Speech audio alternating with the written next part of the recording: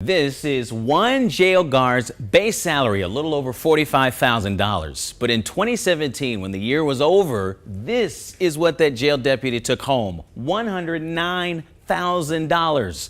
The colonel in charge of the whole jail doesn't even make that much. He made $11,000 less. Is this the way we want to spend taxpayer dollars to keep inmates in jail? Everyone I talk to says no, including the sheriff. But after years of debate, the problem is only getting more expensive. Cell Block 3 West. 14 housing units on this floor. You don't want to stay longer than you have to. Any given day, any given time, anything can occur. We have inmate on inmate assaults. I mean, there's mutual combat in this facility regularly. And it's constant? It's constant, yes. Cover up, ladies. Nails on the range.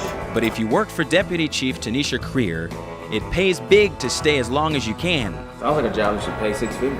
It sounds like it.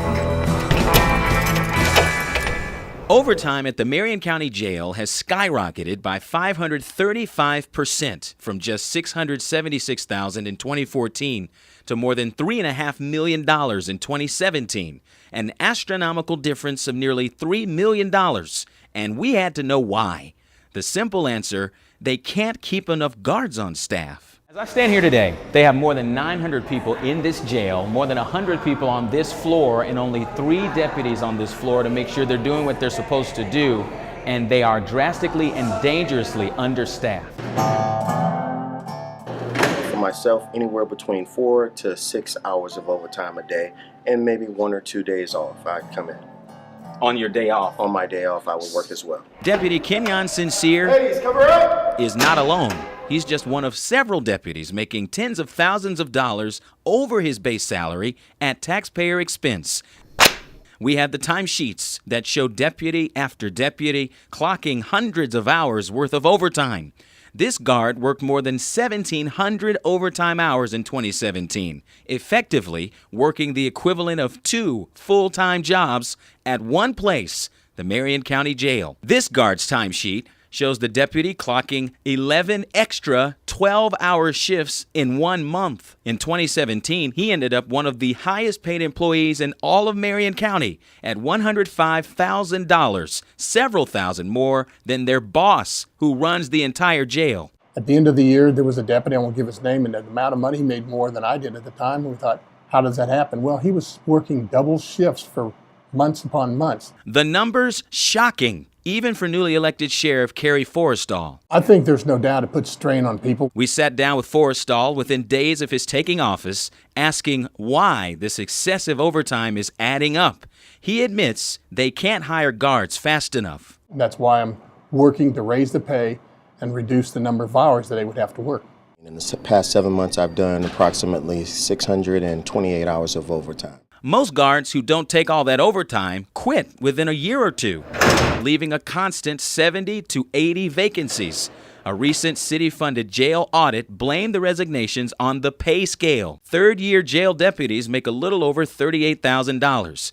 Third-year Indy police officers get more than $68,000, a difference of $30,000. We volunteer. I mean, I don't want to see somebody get hurt just because, deputy or inmate-wise, just because we don't have the staff. Deputy Joseph Lavalvo says he's never been forced to work overtime, but all that OT does take its toll. Do you get worn down? Do you get stressed out? Stressed out, yes, but it's the job.